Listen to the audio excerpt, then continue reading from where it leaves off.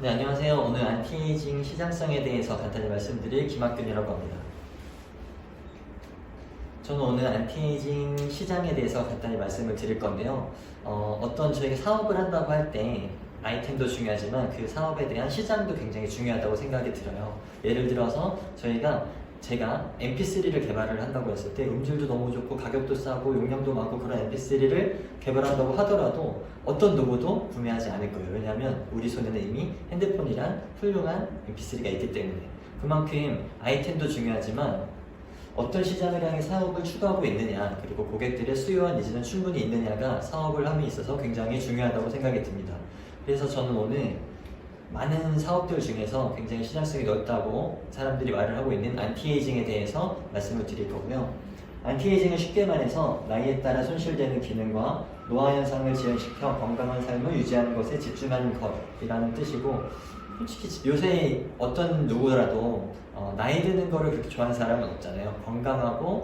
건강하게 오래도록 사는 걸 좋아하고, 그것만 봐도 이 사업이 시장성이 넓다는 걸 알 수 있을 것 같습니다. 그러면 전문가들은 과연 이 안티에이징에 대해서 어떻게 보고 있을까요? 이분은 토머스 프레이라는 분인데 2006년에 구글에서 선정한 최고의 미래학자세요. 이분이 한 말씀 중에는 미래는 현재를 만들어 간다. 좀 이상한 건 현재가 미래를 만드는 게 아니라 미래가 현재를 만든다는 겁니다. 미래에 어떤 산업이 준비가 되어 있다면 그거를 먼저 읽은 사람이 기회를 포착하고 현재를 만들어 간다는 얘기죠.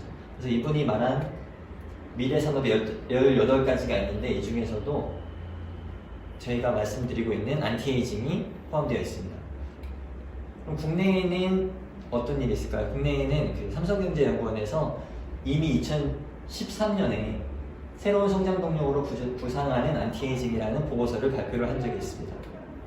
여기서 보면 국내 안티에이징 시장은 연평균 10.1% 고성장하며 11조 원의 규모의 거대 시장으로 부상을 하고 있고, 현재 안티에이징의 산업화 초기 단계로 미래 성장 잠재력이 충분하다.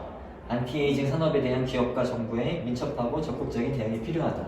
이미 7년 전에 우리는 안티에이징에 대해서 시장성이 있고 기업뿐만 아니라 기업과 정부의 대응이 필요하다라고 말을 하고 있었습니다. 그러면 이렇게 전문가도 말을 하고 우리의 제1기업이라고 하는 삼성전자에서도 말을 하고 있는데, 그럼 보통의 기업들이 이윤 추구를 하는 기업들이 가만히 있었을까요?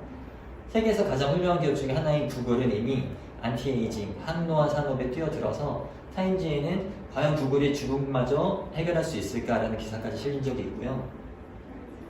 구글의 바이오 헬스케어 산업 현황인데, 여기 보시는 칼리코라는 회사를 2013년에 설립을 해서 이 회사는 노화 방지에 관한 것만 연구를 하는 회사예요. 이미 집중을 하고 있고 2017년에는 거기에 더 추가적으로 다른 바이오 기업과 손을 잡아서 새로운 노화 방지, 항암 신약을 개발을 하고 있습니다. 어쩌면 조금 있으면 노화 방지에 대한 솔루션이 구글을 통해서 나올 수도 있습니다. 이것 말고도 우리나라에서도 수많은 제약회사 아니면 일반 회사들이 안티에이징 시장을 노리고 준비를 하고 있고요. 그럼 도대체 그 안티에이징 시장이 얼마나 되는 규모길래 이렇게 많은 전문가 기업들이 투자를 하고 준비를 하고 있느냐. 글로벌 안티에이징 시장을 보면 2012년부터 20년까지 290조 원에서 390조 원까지 성장한 걸 볼 수 있습니다. 390조 원 하니까 쉽게 감이 오지 않는데, 쉽게 말해서 전 세계의 가전 시장의 규모가 200조 원이라고 해요. 그러면 거기에 2배 가까이 되는 시장을 이미 글로벌 안티에이징 시장을 갖고 있다는 얘기고, 이 지도는 전 세계에서 안티에이징 시장이 얼마나 빠르게 성장하고 있느냐를 나타내고 있는데, 노란색이 보통, 그리고 이 검정색이 보이는 게 빠른 속도로 성장하고 있는 시장을 나타냅니다.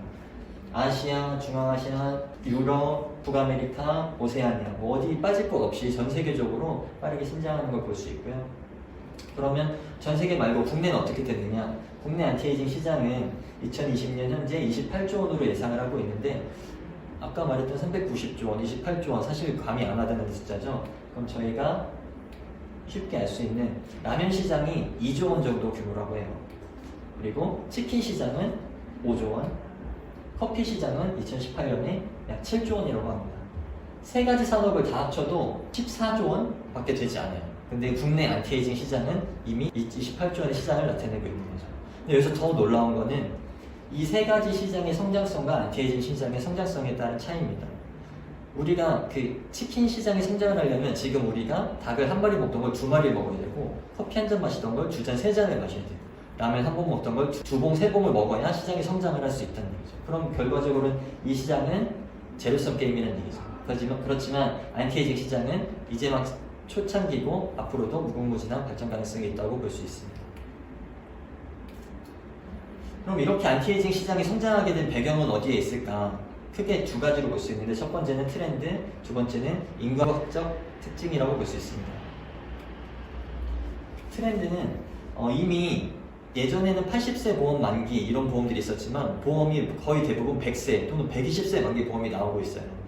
100세 시대가 현실화되고 있는 거고 단순히 오래 사는 것보다 우리는 젊고 건강하게 오래 사는 것, 그냥 수명만 연장하는 게 아니라 건강 수명을 연장하는 것에 대해 더 관심이 많고 건강한 젊음을 최대한 오래 지속하고 싶은 사람들의 니즈에 따른 산업이 발전하기 때문에 이런 트렌드를 통해서 안티에이징 시장이 확장하고 있다고 볼 수 있겠습니다.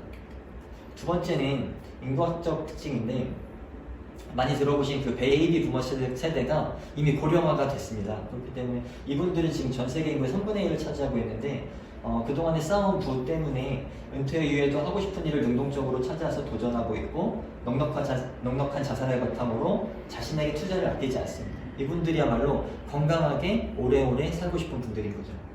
그래서 이분들을 파워 구매자 또는 액티브 시니어라고 부르기도 하는데 이분들이 존재하기 때문에 안티에이징 아까 처음에 말씀드린 아무리 좋은 상품이 있더라고 하더라도 수요가 있지 않으면 시장이 늘어날 수가 없지만 여기는 이렇게 튼튼한 수요가 있기 때문에 시장이 충분하게 있는 거죠.